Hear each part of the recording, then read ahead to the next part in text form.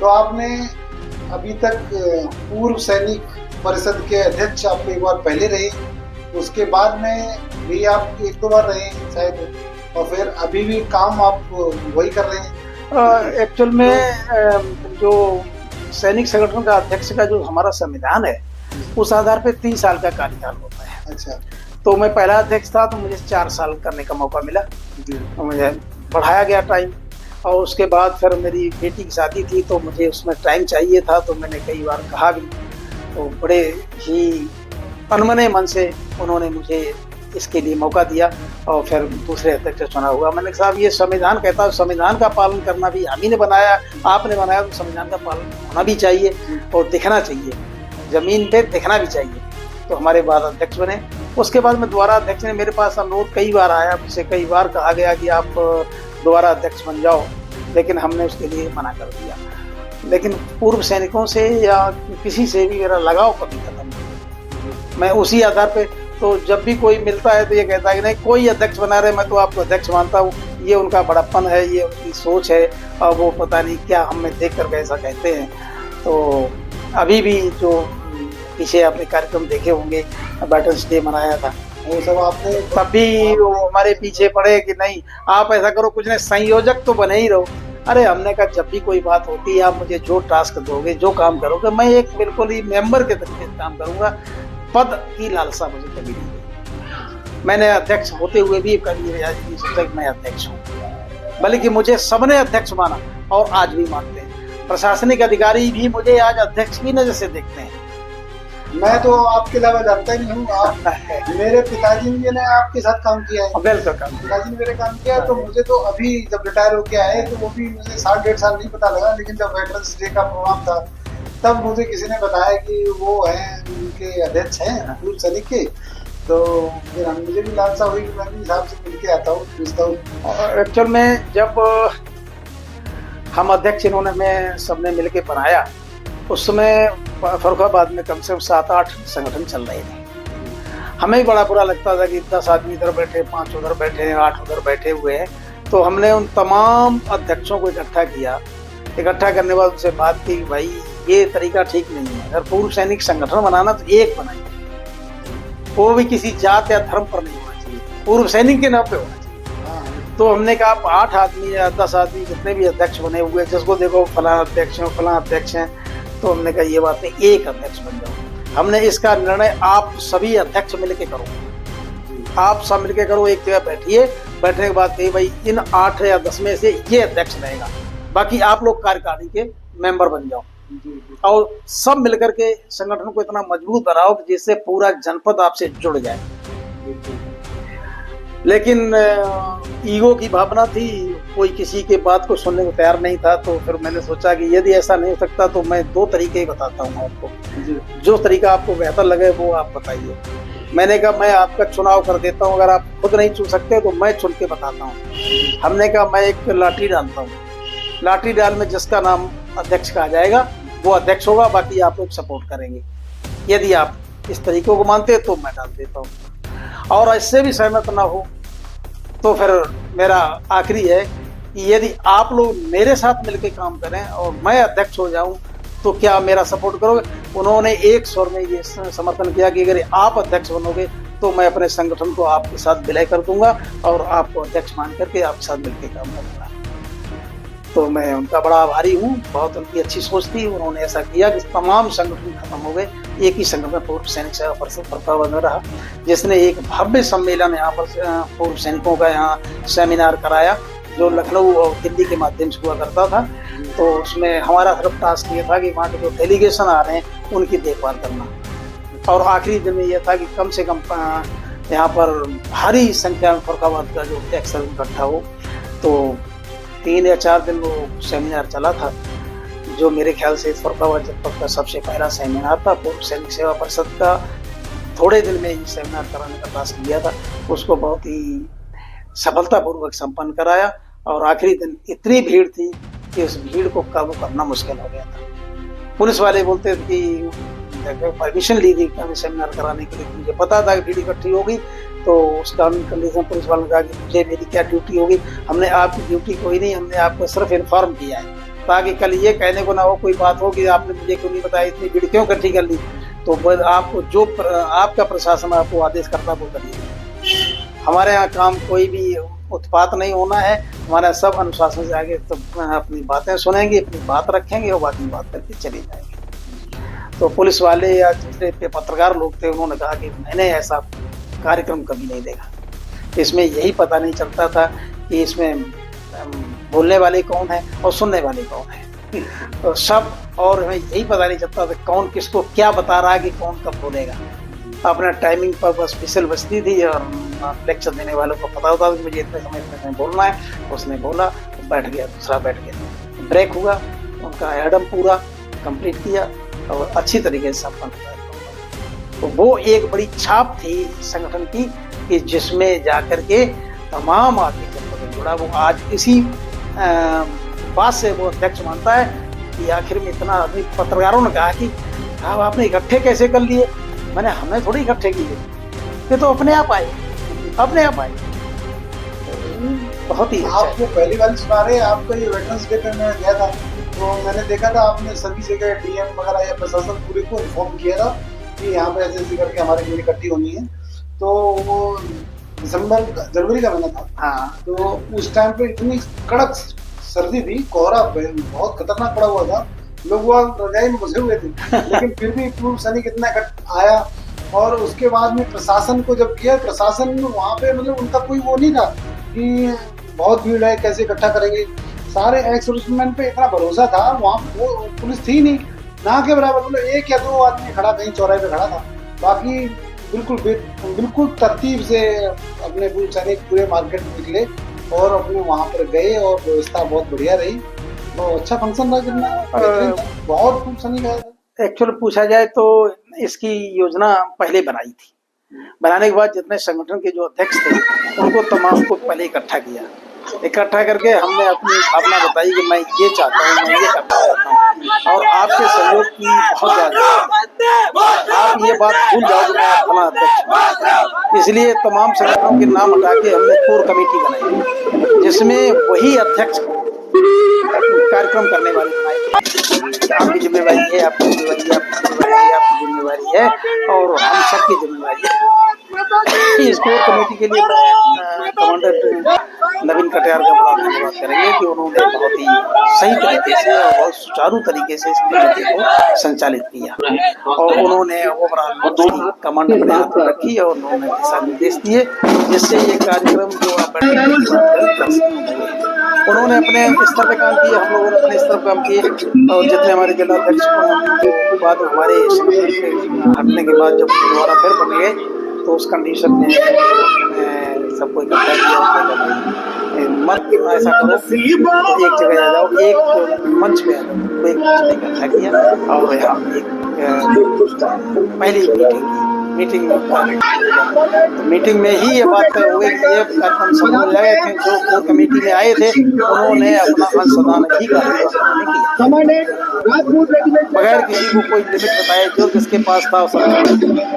और रही बात ICC के जो छात्र विंग और छात्राओं का विंग था, उनसे संपर्क किया, आर्मी में संपर्क किया, सेंट्रल कमांड से बात की कि आप हमारे इस कार्यक्रम को भव्य बनाने के लिए आप मुझे थोड़ा सा बैंड और इस रैली को आप जल्दी दिखा दीजिए। तो उनको भी लगा कि नहीं, हमको भी शरीक कर रहे हैं अपने साथ और हमारी भी ये मदद मांग रहे हैं, तो उन्होंने भी पूरा सहयोग किया। सिविल प्रशासन को सिर्फ इसलिए क्योंकि इतनी ज़्यादा जब भीड़ इकट्ठी होती है तो कोई छोटी सी घटना घट जाए तो ऐसे कंडीशन तमाम सवाल उठना शुरू हो जाते हैं। हालांकि फौजियों का कार्यक्रम था, दुर्घटना हो जाएगी, लेकिन कि सिविल प्रशासन को बताया जाए। सिविल प्रशासन ने अपना पूरा वैचारिक और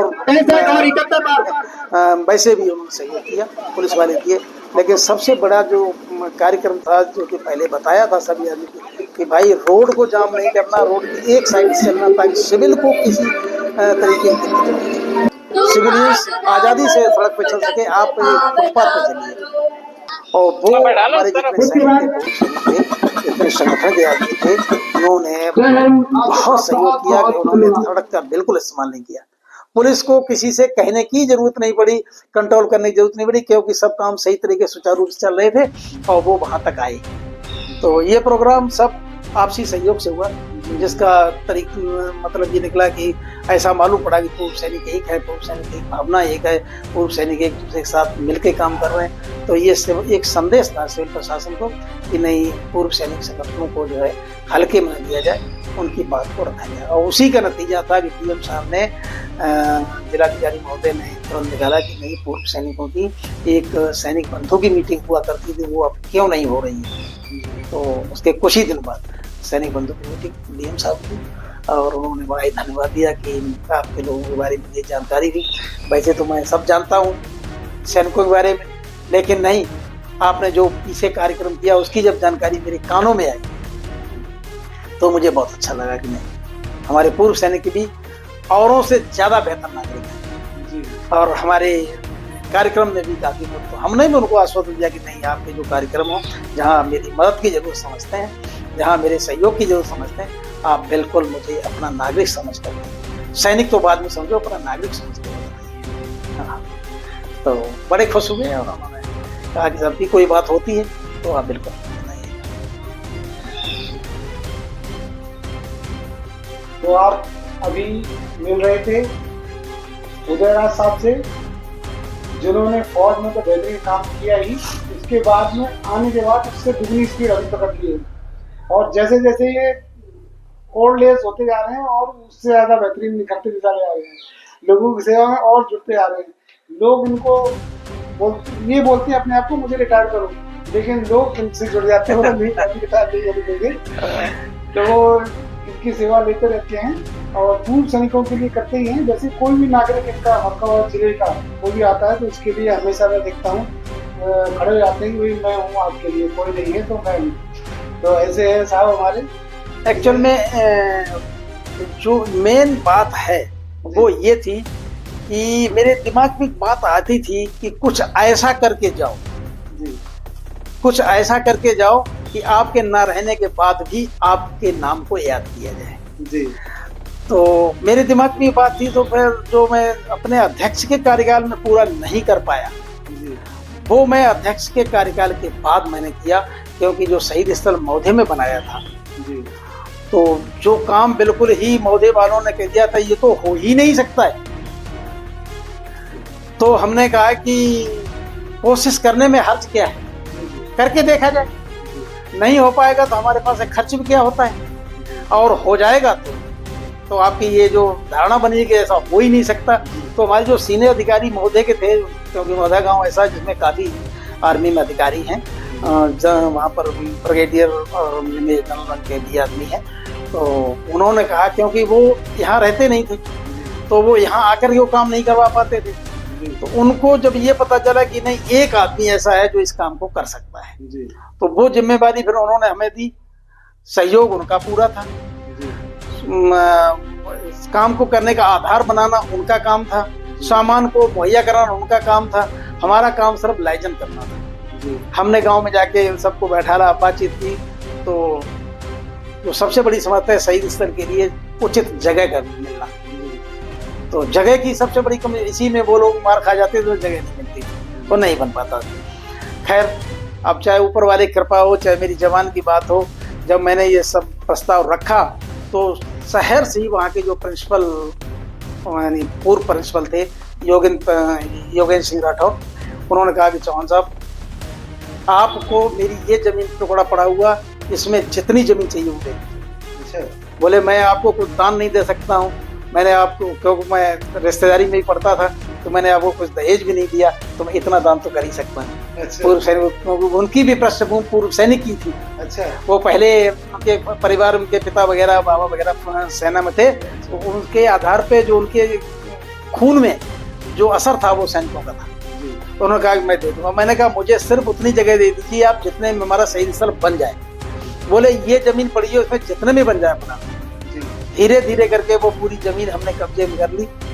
हालांकि उन्हें इसके लिए काफी अपने परिवार से सुनना भी पड़ा, तो उन्होंने कह दिया नो, मैंने अपनी जमीन दी, मैंने किसी की जमीन नहीं दी, मैंने कोई इससे पैसा नहीं दिया, और हमने कोई इसमें से पैसे का सहयोग नहीं, सिर्फ जमीन का सहयोग किया।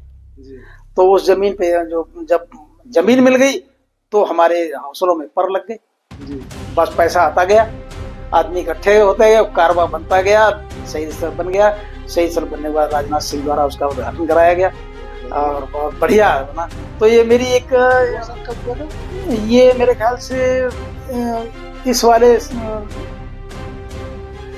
ये जो चुनाव हुआ विधायकी का जो योगी से पहले वाला कार्यकाल था उसमें हुआ था, योगी जी के पहले कार्यकाल में हुआ था। तो राजनाथ सिंह द्वारा उसका उद्घाटन कराया गया था और आए थे राजनाथ सिंह, तो वो बनकर तैयार हुआ। तो मेरे ख्याल से उसमें करीब मेरे ख्याल से 500 लाख रुपया लगा हुआ है, और उसमें किसी प्रशासन के का कोई एक पैसा नहीं था, सिर्फ सैनिकों का पैसा, पूरा पैसा सैनिकों ने अपने सैनिकों को याद किया। हाँ। तो हम आपको बताते हैं कि मोहना गांव है जो मोहम्मदाबाद के बिल्कुल करीब में आता है, जो कि एक राजपूतों का गाँव है जिसमें कि बहुत सारे फौजी हैं, सैनिक हैं, सिपाही जिले के एक ऊंचे रेंज तक अधिकारी हैं सारे, तो काफी तादाद में हैं।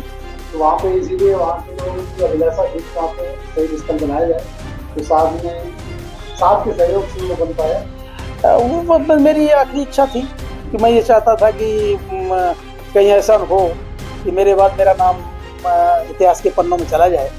तो यही एक कारण है कि जितना भी आदमी मुझे जानता है ज़्यादातर वो सिर्फ इन कामों का कारण, जैसे ये महोदय का शहीद स्थल बनवाया, गढ़िया जगन्नाथ में शहीद स्थल वीर चक्र सूबेदार राजवीर सिंह राठौर को बनवाया, इसके बाद ये अम्बरपुर में लांस नायक धर्मपाल सिंह का बनवाया, इसके अलावा नियामतपुर में सिपाही राजपाल का बनवाया, उनका अनावरण कराया। तो इससे ज़्यादा आदमियों को ये हुई कि गांव मेरा है, ये यहाँ के फर्रुखाबाद के रहने वाले भी नहीं हैं, लेकिन ये हमारे लिए इतना करते हैं, तो इसलिए आदमी और ज़्यादा जुड़ा हमसे। तो आपका सर मेरा मैनपुरी पड़ता है, मैं मैनपुरी रहने वाला हूँ, लेकिन जब से मकान यहाँ बना लिया, आज भी मेरा मकान, मेरी जायदाद सब मैनपुरी में है।